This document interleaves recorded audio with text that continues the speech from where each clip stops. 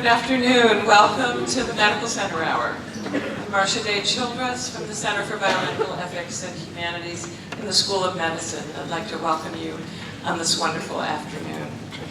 Today's program, Why I Write, How reflection and self-expression make me a better caregiver, is a most special event. It wraps into one rich medical center hour, an important memorial lecture of the School of Nursing by a noted nurse writer, a celebratory nod to health professional writing at UVA, and a public program for the 2016 Virginia Festival of the Book. What we have here is a jubilant celebration of writing, particularly writing by health professionals, clinicians of every stripe, nurses, doctors, and others, students preparing for the health professions. We also celebrate the written reflective word as one means by which clinicians can better understand their work, gain resilience, and realize professional and personal growth. Our partners for this program are the School of Nursing, the School of Medicine's online journal Hospital Drive, and the Virginia Festival of the Book. We should also mention UVA Bookstore. Their table just outside the auditorium has our guest speakers' books and a hot off the press, we hope, issue of Hospital Drive for sale. Before Dean Dory Fontaine of the School of Nursing introduces our program and our speaker, two quick items of business. The Virginia Festival of the Book is an annual production of the Virginia Foundation for the Humanities. Starting today and running through Sunday, the festival offers programs with authors and books and talks about writing all over town, pretty much all of it free and open to the public. Please see the festival's website for the full schedule, and you'll find their website address in your handout.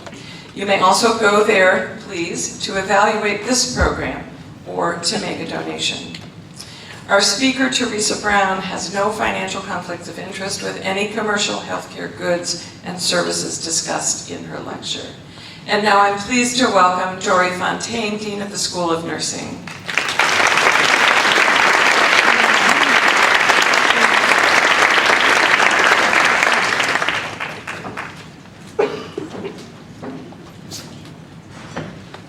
Well, welcome everyone. It's so wonderful to see such a crowd. We even got people in the balcony. So this is one of my favorite times of the year.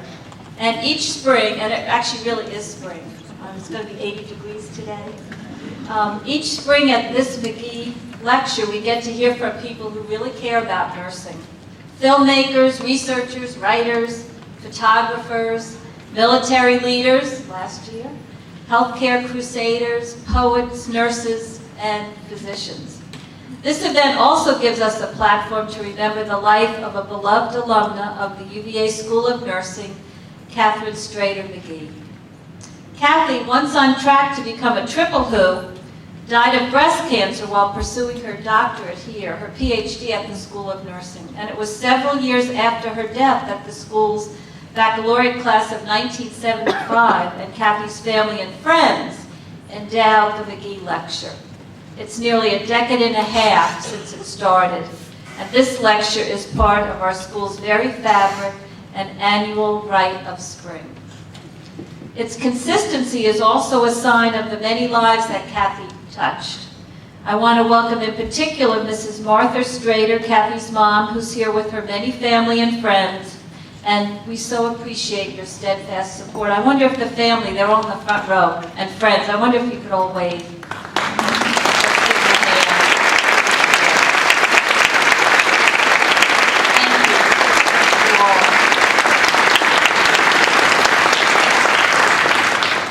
So before I introduce today's speaker, the talented Theresa Brown, I want to recognize some of our school's very own gifted writers. Our Compassionate Care Initiative's 14th annual celebration of reflective and creative writing has named 5 finalists for 2016, all of whom are with us today, and whose work will be available after the lecture on a table outside. And here are their names.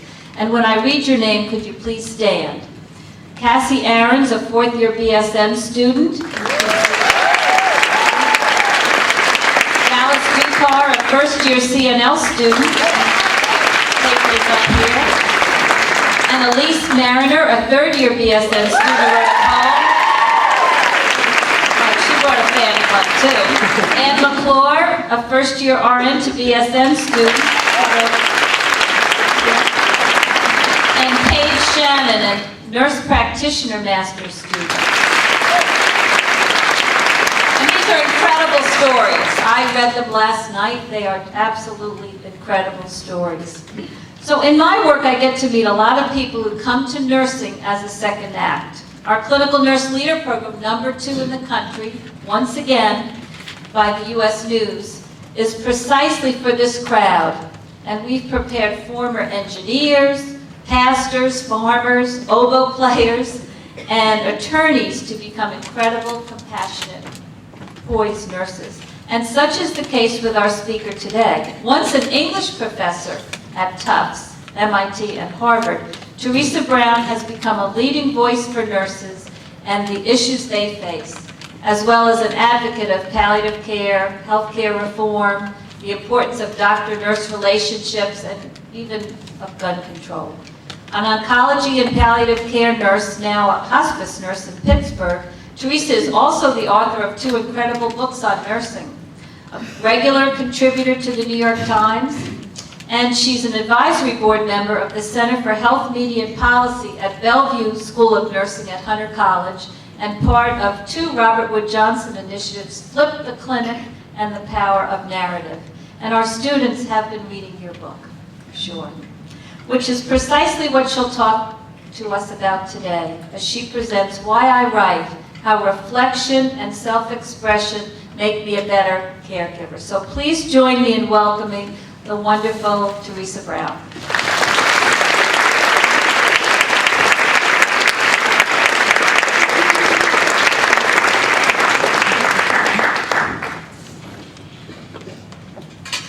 Okay. Yay. So hi, I'm Theresa Brown. Let me say thank you to the McGee family, who I was lucky enough to have lunch with, and they are lovely people. So we are here for a sad reason. But I hope to honor Kathy's memory with this talk.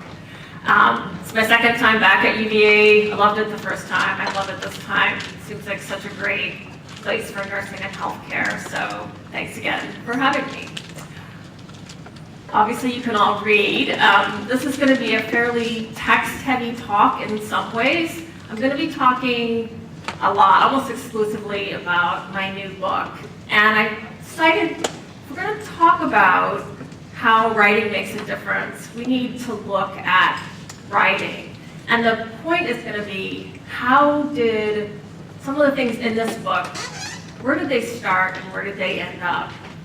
And others of them is going to be, how did I decide to get X, Y, or Z message across? But that's me, obviously, and that's where we are. So everyone asks me, how did you start becoming a writer, a nurse who writes? And the truth is, as an academic, I really didn't like academic writing, which was just one of the many reasons. I felt like, I don't think I want to be a professor for the rest of my life. Had my kids, realized I wanted something completely different, and a nurse friend advised me to go into nursing, and it had never occurred to me that I could do that. But I have a PhD in English, that is my path, and lo and behold, you can change paths. And what's really great is that even with a degree already, you could go back to school and become a nurse, as I know many of you here are doing. I've never, ever, ever, ever regretted making that career change decision, ever. So it's been wonderful for me to find my way into nursing. I never thought, though, as a nurse, that I would do any kind of writing. I felt like that part of my life is over, and that's fine. I didn't really have any aspirations to write professionally. But then I had a very bad experience at work. I was still a pretty new nurse. I had a patient who was actually set to go home, began coughing up blood, and essentially she died right then. And we ran the code, and it was really horrible. And as you can imagine, it was really horrible, and really horrible because I was new. I'd never seen anything like this before. And no matter what you learn about in school or you hear about, you're never ready for that moment when it happens, because it's a real human who you were just having a conversation with an hour before, and now they're dead. So I thought, if literally I can take this story and put it on 3 pages, it will be contained. It wasn't an idea of therapy or processing. It really was a wish to, like in the Harry Potter movies with the pensieve, when they take the memories out of there. I really wanted that power to sort of take the pain of that memory and put it down on paper or a computer screen in this case, and that then it wouldn't bother me as much. Now, that does not work. But I really, really liked the piece of writing I came up with, and sent it to the New York Times, and it became this piece. So perhaps death is more reason to save her life. I end that column by saying that in the hospital, I PhD in English, I think about John Donne's poem, Death Be Not Proud, this one of called thee might have been great, for thou art not so. And how I've realized with this patient's particular death that I just thought the poem was wrong, because death is really profound and important and hard. And so they gave it this title. That's where that comes from, the John Donne. But from this column, I got my offer to write the book that became my first book, Critical Care. So I was in the right place at the right time, the right voice, and it all went from there. I started regularly writing for the New York Times. So, and if there's anything you want to know about this, when we have questions, I can say in more detail. But now moving on to, that was that book, and then I decided to write another book. And this is my new book. It came out this fall, called The Shift, One Nurse, 12 Hours, 4 Patients' Lives. It's narrative nonfiction based on one actual day in the hospital. So let me give you a little bit of background about the shift that I wrote about. I had, as a nurse, one real shift where I had 2 patients come in. One who I thought was fine, and her name is Sheila. In the book, names, details, everything's been changed. So she's Sheila. And then there was another patient who I was very, very worried about. An elderly man not doing well who was going to get a drug for his lymphoma that can be very toxic. And there I was thinking, a patient who's fine is fine, and this guy's not fine, and maybe we're going to make him worse. And I was wrong about both of them. And it made such an impression on me as a nurse. It showed me that with all of our knowledge and our scans and our blood tests, there are things we can't know. There will always be things we cannot know about our patients. And so my job as the nurse is to be there for them in that moment. What do they need right now? Not looking into the future or into the past. And that's really the hard thing about working shifts and the beauty of it, right? So I took the story of those 2 patients. The truth is, though, I remembered nothing else about that shift except for those 2 patients. So then I pulled in other patients and created a composite shift. But the core of it was an actual real day where everything got turned upside down. But I learned very important things that have definitely made me a better nurse from writing this book. And some of them, I have to say, are because of Amy Gash, who edited this book. Amy has no background in healthcare at all, and just asked great questions, or from the point of view of a patient, family member, was really able to push against my own prejudices that I thought I was amazingly free of, but in fact was not. And I'll give you examples of that. So the first theme I'm going to get to, and how this made me a better caregiver, is how the process of trying to write certain things in the book made me not just write them better, but really taught me things about nursing. And a lot of it really has to do with empathy, these sort of failures of empathy that I had in the writing, that I think clinically I pulled it off, I hope, but that in the writing I wasn't always able to do that. And then as I talked about the patient I thought was okay who wasn't, another kind of failure. So I love this quotation from Samuel Beckett, but I also put it in here because I was really mulling over and actually even working on a little bit the proposal for this book. When my husband and I were in Mexico, he was there for work and I'd gone along to have fun, and we bought a shirt at a store in Mexico City that had this Beckett quotation on it, and to me it just fits so perfectly with what I was trying to do with trying to get this proposal done and think about what do I want this book to mean to me. And it's become sort of a life mantra for me, you know, fail better. That's what I aspire to. Okay, so this is the first example I'm going to talk to you about. There are 4 patients in the book. Sheila, I told you about, Mr. Hampton, Dorothy, a woman who's going to be going home and does go home, and then Candice is the patient I get about 1/4 of the way through the day. And Candice is a quote-unquote difficult patient, or I say in the book that we call her a PITA. Do you guys know what that means? Okay. But the thing about Candice is the classic empowered patient, right? This is what we say we want patients to do, to be responsible for their care.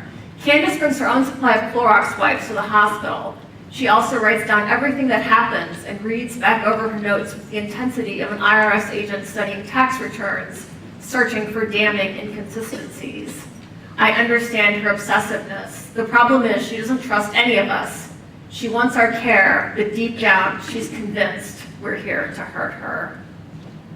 Has anyone met a patient like this? Yeah, there are a lot of patients like this. And what I remembered and ended up revealing in the book is that Candice actually had a really, really bad hospital experience, not at my hospital. And it ended up explaining a lot of things about why she was like this. But when I first was writing about Candice, Amy read the draft and she said, you know, you don't sound like you understand her, you just sound really annoyed. And I thought, well, that's a problem, because I feel like I do understand her.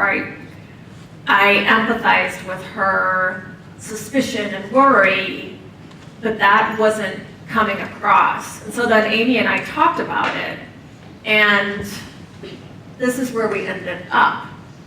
Being her nurse is the worst kind of no-win situation, which, if I'm honest, may be exactly how she feels about being a patient. And I think this is probably true. But it was only this back and forth between me and my editor that made me able to put it into words like this. Like, we feel trapped by patients like her, and she feels trapped by the whole entire situation she finds herself in. And that was a level of empathy I had never really gone to. I just hadn't pushed myself there. And also, people in my family are pretty healthy, so I haven't had a lot of experience on the other side of the desk. And so this was great. I really got some insight into what it's like to be a patient and that it's hard. And I think Candice comes across as difficult, because she is difficult and she's kind of unreasonable, but also she may have done well in the hospital after this one bad time because she was so aggressive, because she worked so hard at making her care be what she wanted it to be. Is that annoying to the rest of us? Absolutely. But to her, it's likely it was to her benefit. So she's kind of an anti-hero of the book in a way. I admire her. Okay, next story, dentures.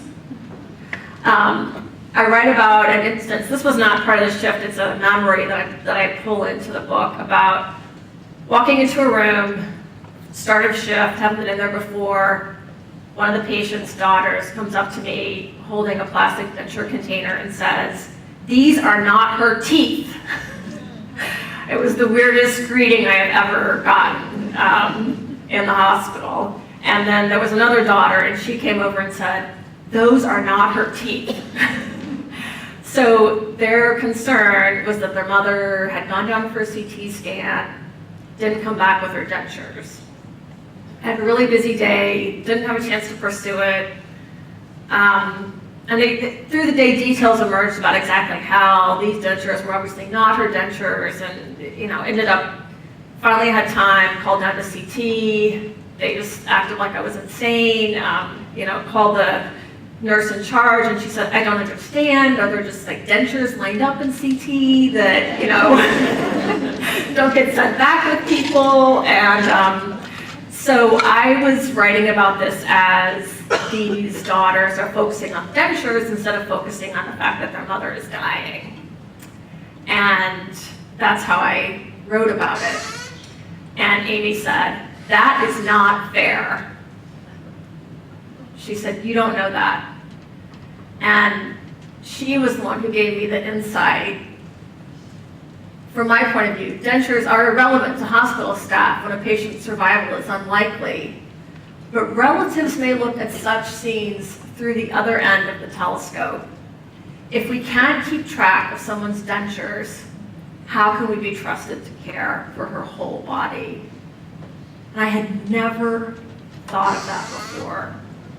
Because in nursing school, we always hear prioritize, prioritize, prioritize. And it's, if someone's not breathing, you don't care about their dentures. If someone's in incredible pain, you don't care about their dentures. But they don't look at it that way.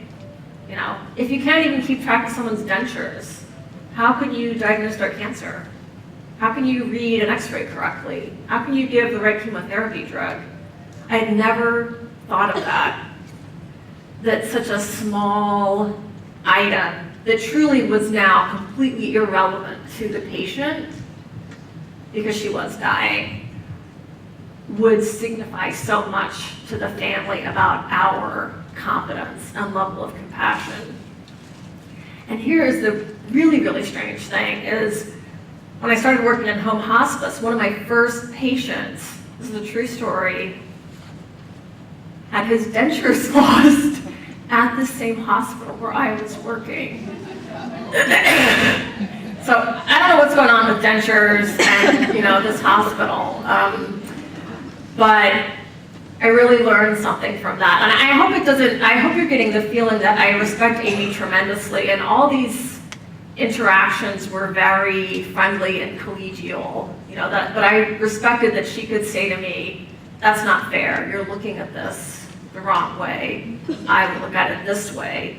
And then we would talk about what's that divide that's separating my point of view from her point of view. And a lot of it, like in the first instance and this, comes down to control, right?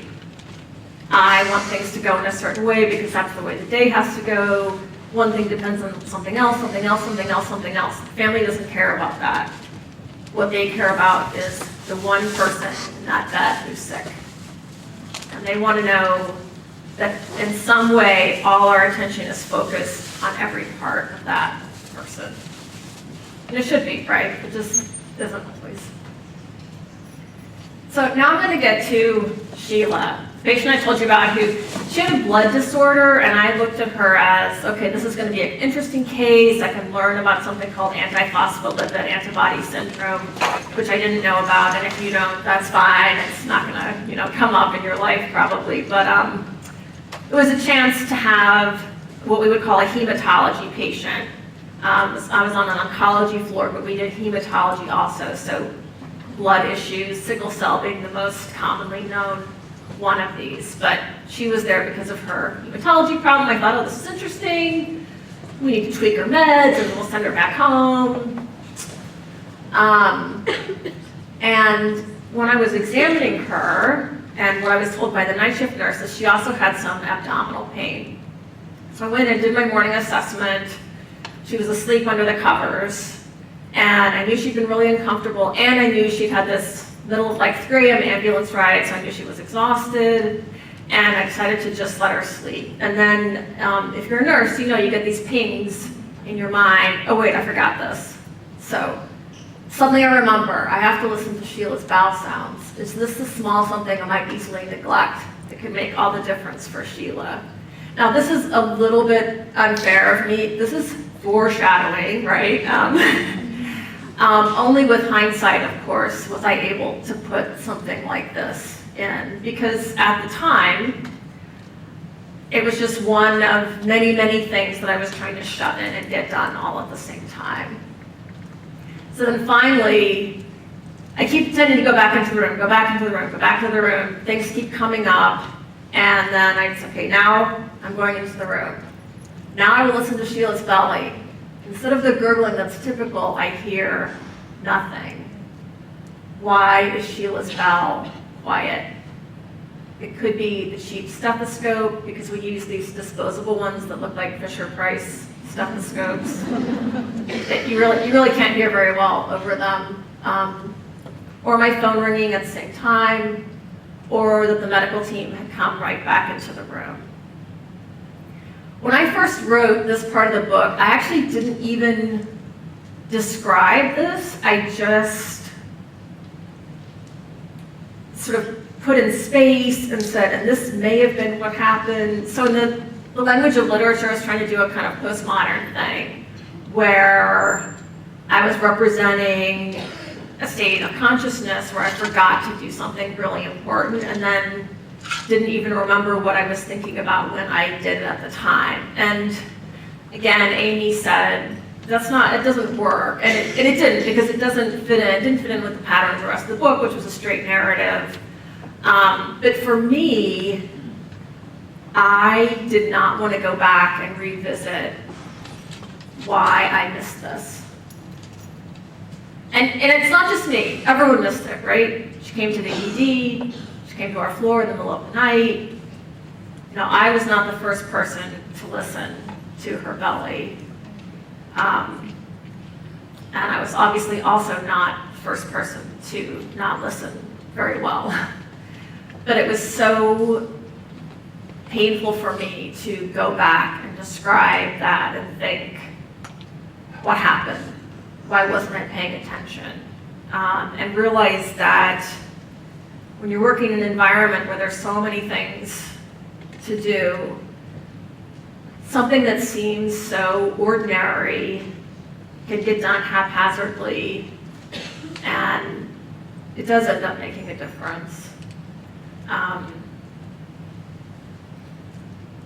So this is what I find out later is wrong with her. We sent her to CT for a scan, and I got a call. She had a perforation, a intestinal perforation, which if people don't know, so a hole in her small intestine. What happens then is the contents of your small intestine leak out into your abdomen, which needs to be sterile, and contents of your intestine are not sterile, and then you can get a huge raging infection, and depending on what's going on, part of your intestine can die, which is also bad. So, perforation. I remember the radiologist calling me and saying, who's her doctor? And there was this panic in his voice, and I felt like, what's going on? And then he said, there's a lot of free air in her abdomen. That's a classic sign of a perforation. And really feeling like, whoa, you're kidding me. Because I read about perforations. They're not something we saw a lot on the bone marrow transplant unit. I mean, I knew about them, but I was not familiar with them. And it is this whole feeling of everything is wrong here. Like, this is a medical patient, but now it's a surgical problem. So I say, a perf? Sheila's got a perf. No way. Perforation is an emergency. I just couldn't make sense of it. And then the guilt comes on full bore. Why didn't I see this coming? Why didn't I know? And the rest of that is, a good nurse has intuition. I believe that. I should have listened better. I should have listened harder. But I didn't, right? I messed up. And so did a bunch of other people, but somehow that doesn't make me feel any better. But it comes down to a really classic thing in healthcare that we track patients. She was on the medical track. She had a blood problem. And once you get on that track, everyone's kind of thinking that that's the track that you're on. But she had a surgical problem, and that's a totally different track. And so part of what goes on in the book then is me explaining what it's like to all of a sudden have a surgical team on the floor. And actually, I was very lucky that her surgeon was already a friend of mine, and the resident surgeon was my real life next door neighbor. So it's also a great lesson in, if you're having a crisis, knowing the people you work with is really, really helpful. Like really knowing them as people can really make a huge difference. But at this moment, it was just this sense of, how did I miss this? And I will tell you honestly that I did not fully confront that feeling until I wrote this book. And not even until I wrote it the first time, because the first time I tried to do this postmodern elision of not talking about it because that was easier for me. You know, thank God for Amy who said, this isn't working. And I remember writing this and rewriting it and just confronting this incredible guilt about this instance. What's interesting is there kept being other moments in the book where the guilt came up. And finally Amy said to me, you can't keep talking about how you feel so bad about yourself. And that was the real insight to me as a caregiver, that the guilt was not helpful. And I think so many nurses, and maybe physicians too, spend their days feeling guilty. Here's the thing I forgot. I didn't get this done in time. This was late. You know, on and on and on. You can make a list, right? And like I said, maybe doctors feel the same way too. And until Amy said, you've got to stop doing that. Like basically from her point of view was, it's boring and it's irritating. And then I thought, why am I wasting so much of my workday being down on myself for stuff that I didn't do? And I felt like it gave me such an insight into the culture of healthcare providers that we're so conditioned to just be hard on ourselves. If something goes wrong, we feel like we screwed it up. And, you know, and even if it is you who screwed it up, you know, can it be fixed? Was there a reason? Let's look into it. Let's find out. You know, it's, we're human and we make mistakes.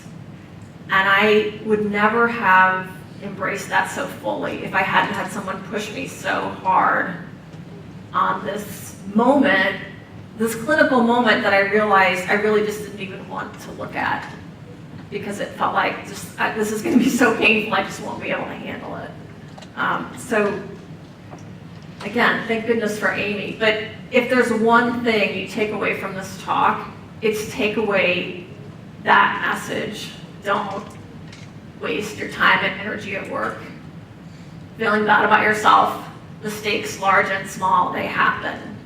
You know, it's what can you do in that moment? What can you do the next moment, the next moment, the next moment? And the truth is, I took amazing care of this woman. Tough operation. She spent a lot of time in the ICU. I'm ruining the ending now, but she did go home. She made it. So things worked out okay. Or okay enough. Much, much, much better than they could have. Okay, now we're going to move into different lessons from writing, totally kind of switch gears. So I was just talking about mistakes and empathy. This is much more thinking about the advocacy role of a nurse writer. And if people read, I've had New York Times columns, a couple of them, about nurse-doctor relationships and how there's a tradition of bullying among doctors to nurses, but also nurses to nurses, nurses to younger doctors, and that the kind of emotional, let's tell a story part of my writing is obviously much less controversial than the while there's real problems in the hierarchy of healthcare. But I felt it important that advocacy issues be included in this book also. And of course, Florence Nightingale, who, was not really a nice person. I mean, she was very tough. She defied her family, refused to get married, pursued this career, made a huge difference in healthcare.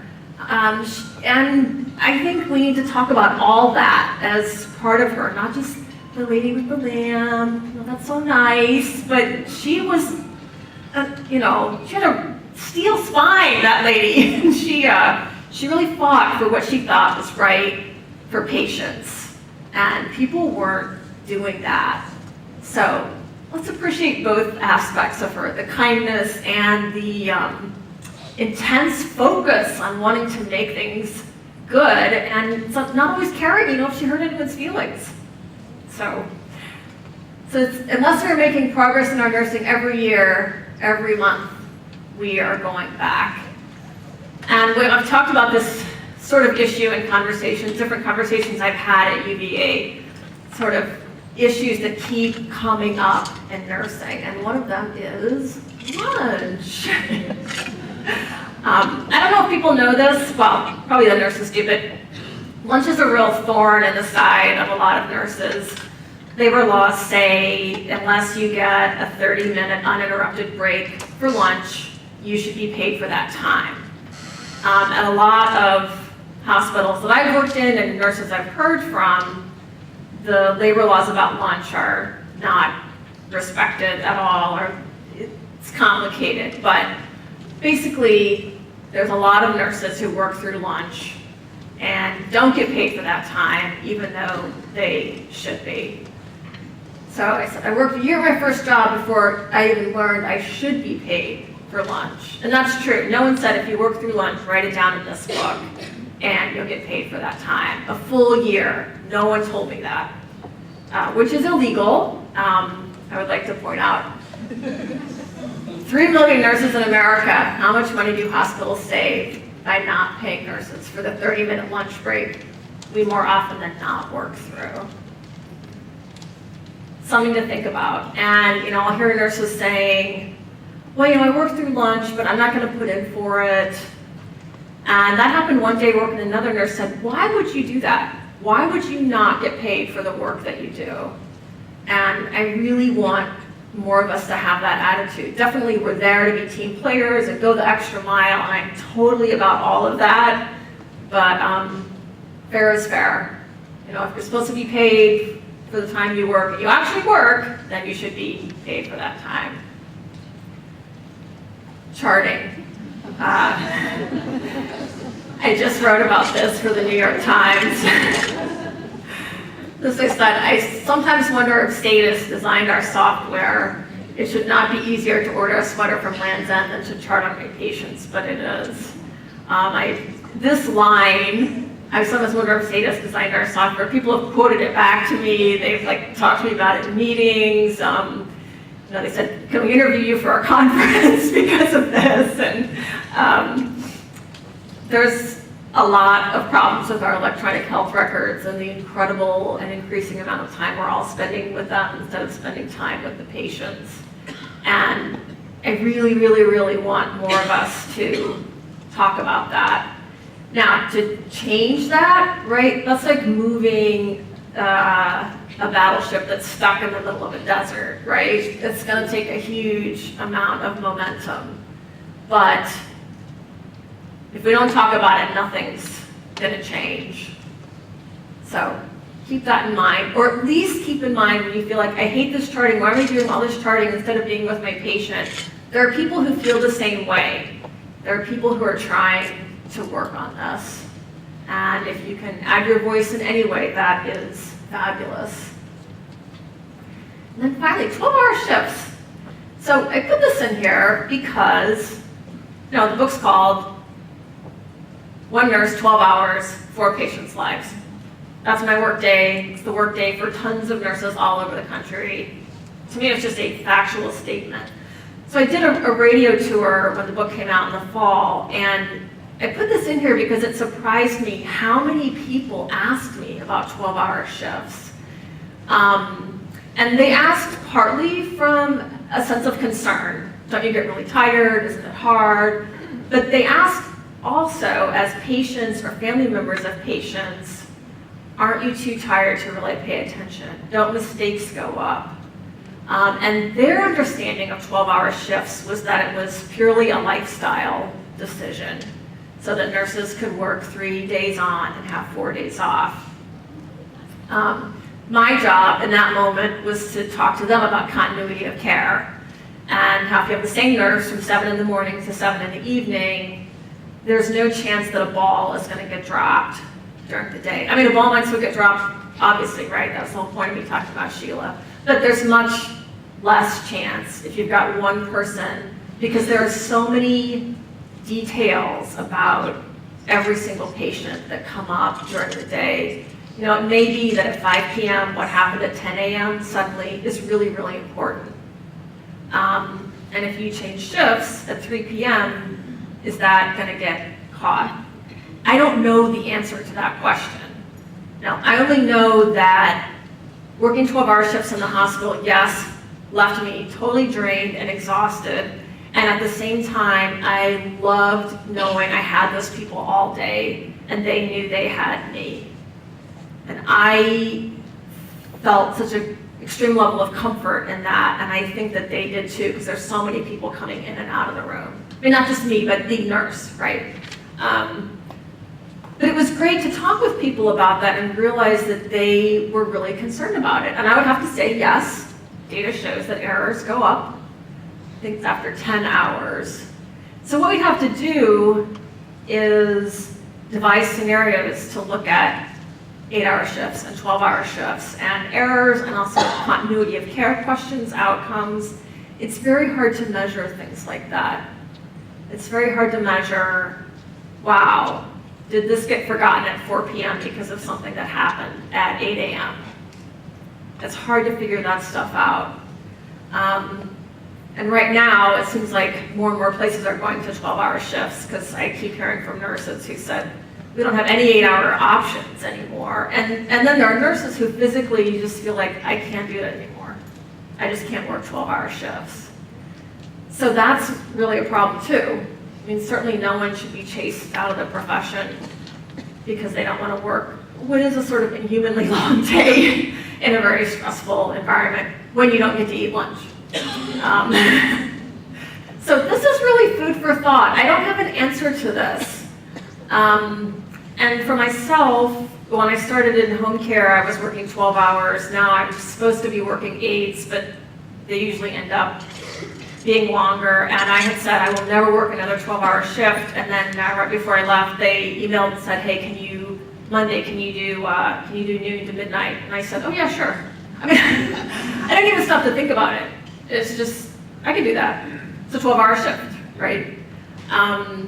So it gets sort of ingrained in you, but the feeling that really gets ingrained in you is, I have these people for the whole day. I can really look out for them to the best of my ability, and that is wonderful, unless you're so tired that you're making mistakes. But I don't think we know yet what the trade-offs are. Something for you to think about. The thought I want to leave you with is really the motivating thought for this book. This is a poem by William Blake, or part of the poem. To see a world in a grain of sand and a heaven in a wild flower, hold infinity in the palm of your hand and eternity in an hour. This appears in the book, but was also crucial to the book coming to being. When I got this idea of writing about one shift, I wasn't sure if it would really work as a book, and I had a sense that it would. But I went for a walk with my friend Judith, who is also an English PhD and teaches English in high school now. But we were talking about it, and she said, "Oh, it's like that line from Blake, to see a world in a grain of sand and heaven in a wildflower." And it was one of those moments where I really felt like the clouds had opened and I got this incredible gift of creative insight. I was so thankful for that. And these lines really became the model for me of how I thought about the book and really how I think about shift work now as a nurse, that you are holding these lives in your hand for 12 hours. And for someone like Sheila, who's just found out she has a surgery that's maybe gonna kill her, it does feel like an eternity. And for someone like my patient Dorothy, who goes home, that is a little bit of heaven right there. So this poem became my guide. It shows up in the book, and I even have to, I'm not someone who believes that much in karma or the power of coincidence, but this was a really amazing coincidence. I was writing a section of the book talking about this poem, and then I either felt like I need more coffee or I need a break, but ended up at a coffee shop. And the woman making the coffee had the poem tattooed on her arm. And I mean, I said, oh my God, I was just writing about that poem. And she said, oh yeah, I really love these lines. Like, I don't think she had any idea who William Blake was or anything, which is fine, it doesn't matter. The point of it and the beauty of it is how this message can really translate. And that's something to really take away. So what this turned into for me in the end was thinking about my job. Like I said at the start, when I look back at this day, I realize that my job as the nurse is to be there in the moment, whatever happens, right? I make mistakes, I have failures of empathy, I have guilt, sometimes I'm angry because I'm hungry. There's too much documentation, all these things that go on. And what does that add up to? So on the one hand, you can feel incredibly stressed. I used to love a comic book superhero called Duo Damsel. She could divide into two fully intact versions of herself just by concentrating. Same outfit and everything. Yeah. Maybe I could do that too if I tried really hard, if I really wanted it. This is the feeling you have so often, right? If I could just be in two places at once, then I could be with that patient who's vomiting and treat that patient who's in pain, or whatever the choices are. If you could just have two versions of yourself for half an hour. But then my phone keeps ringing, no matter how hard I concentrate, it'll only be me here. And it was really, when I wrote that, I think I was feeling a sense of resignation. But then once it fit into the whole book, I saw, no, this is the beauty of the job.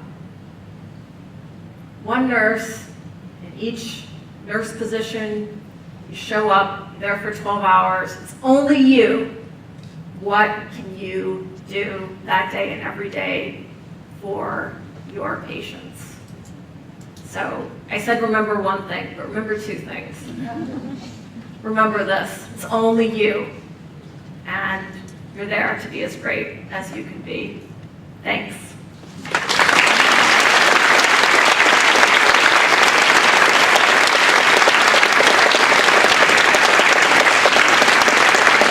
Thank you, Theresa. That's fantastic and inspiring talk. And as an English lit person myself, I'm totally thrilled with the talk that's bookended by Samuel Beckett and William Blake. And that their words are out there in the world on t-shirts and forearms. I think that's great.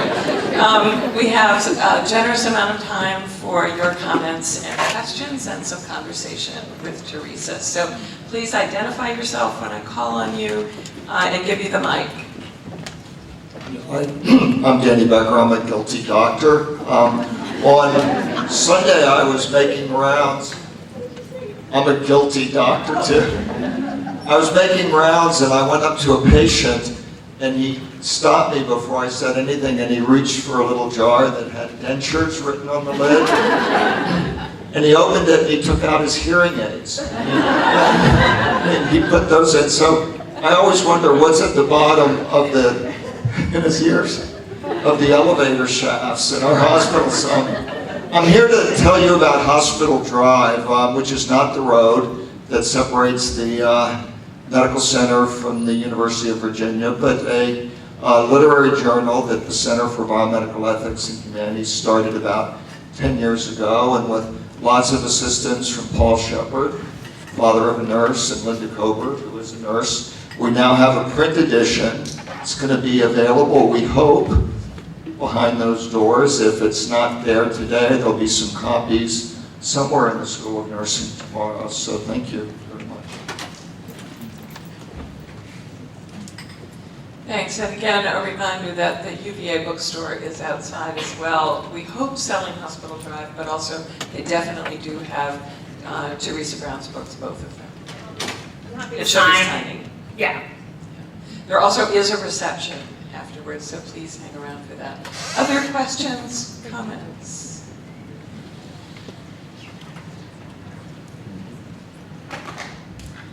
Thank you so much for that lovely talk. Oh, you're welcome. And I'd be interested in, who am I? I'm Margaret Mormon, retired guilty physician and ethicist.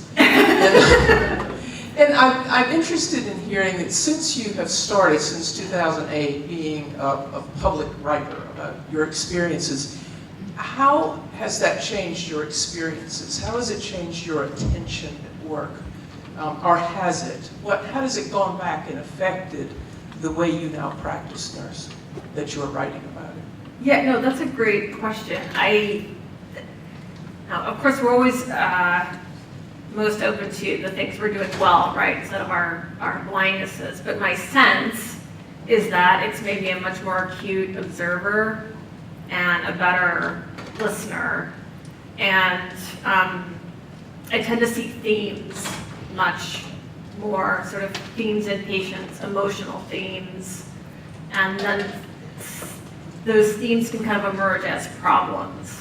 So say, for example, a few shifts where I just realized we weren't letting people sleep at night, which happens all the time, right?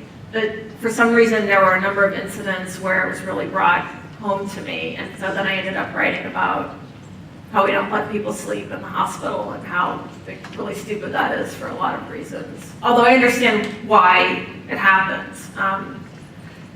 So yeah, I think it's made me see more deeply.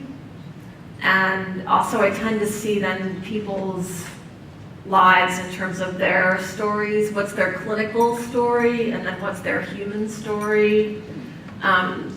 Truth is, I've always been interested in listening to people talk and hearing their stories, and now I can go one step more with them and try to put them into a form that will educate or enlighten or entertain other people. People ask me if I keep a note. I don't keep a notebook. I don't read work and say, oh, this would be a great column. It's not like that. It's much more intuitive. Somebody else? There's a mic coming to you, right? Has your writing changed your relationships with colleagues and at work? Yes, and the job I had that I wrote the shift about, I ended up leaving because it just sort of, when they liked me, and when they didn't, they didn't. And there were, I don't think all physicians are guilty, but there were a few physicians who really didn't like, I think, having a nurse who could talk about end-of-life issues when that wasn't their model. To think about palliation or hospice. So yeah, that was definitely hard. It was interesting because there were some people who didn't, that was a real issue, even for some nurses who just thought hospice was not appropriate to talk about. And so they didn't like what I was doing for that reason. But then there were a lot of nurses who, I wrote actually about lunch for CNN.com. And a friend of mine was passing me in the hallway, and she said, "Theresa, you are my hero." So it was really nice for some of the nurses too to feel like someone was speaking out and addressing some of the problems that we face, but also just saying, here's our work. I wrote one column about Christmas that was about another nurse who dug through the trash for me because I had lost the key to our patient-controlled analgesia pump. And she went through the trash, which was really, really, really nice, and probably something only one nurse would do for another nurse. So overall, people seem to like it, and now I just work with doctors who are a little more open-minded, so.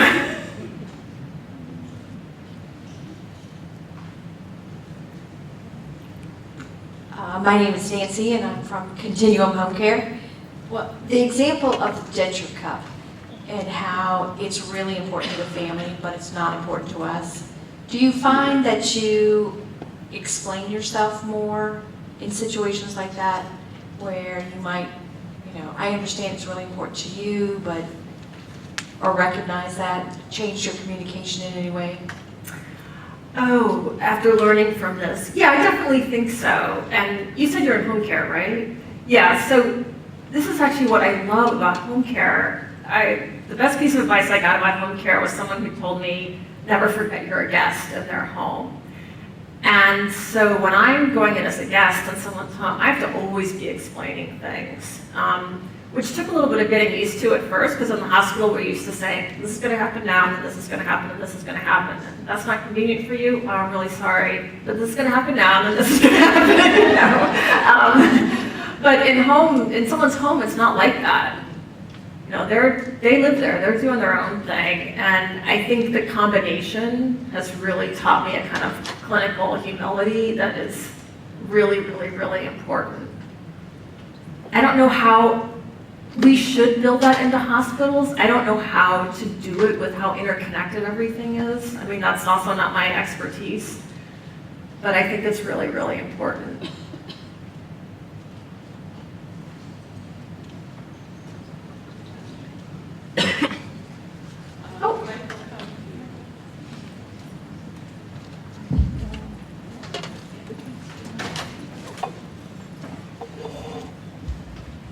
Terry Ellison, UVA Health System, continuing medical education. It sounds like you had Amy Gash, your editor, almost as a counselor.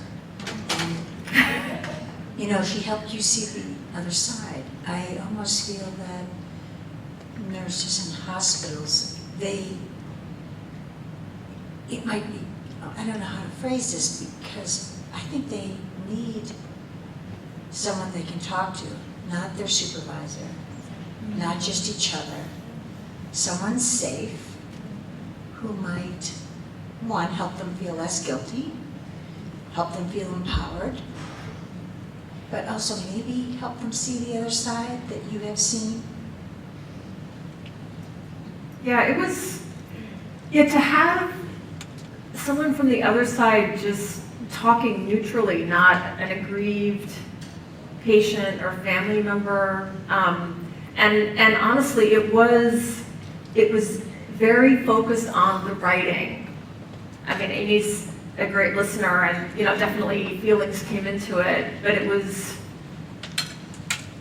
much more like, where is the writing in some way failing to capture the feeling that it needs to capture, or I guess that's really sort of the issue with Sheila, where I just wasn't willing to write about it, or I couldn't get my empathy for Candice across, or, the fact that, the Dentures was a little bit different. So it was her saying, here's how they would look at that. But it's so rare that we get a sort of neutral party. The writing is just the final stage of your process. What I'm saying is, I think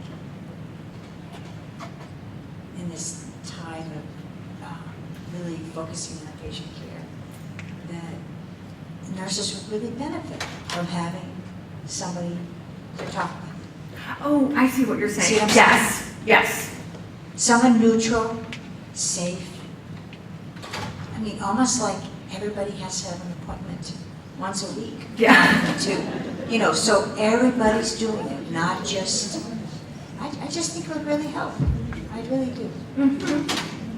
Change the face of healthcare. Thank you. Yeah.